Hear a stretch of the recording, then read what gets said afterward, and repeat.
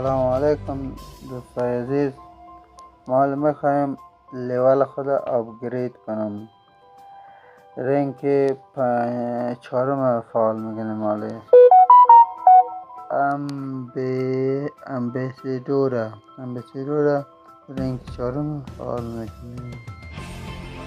اول بالایش کلیک کنیم، بعد از اینکه بالایش کلیک کنیم اینجا میزنیم آپگرید نقدر BNB که نوشته است 0.024 BNB آپگرید میشه.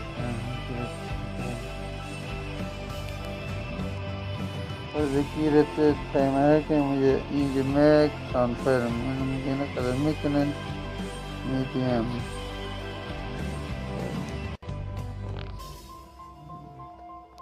کانفرم.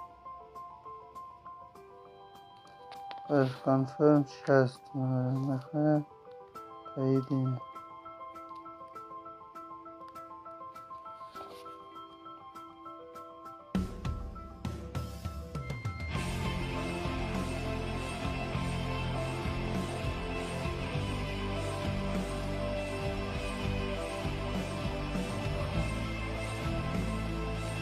این شد آپگرید شد. خلاص این داره که یک لیول آپگرید میشه.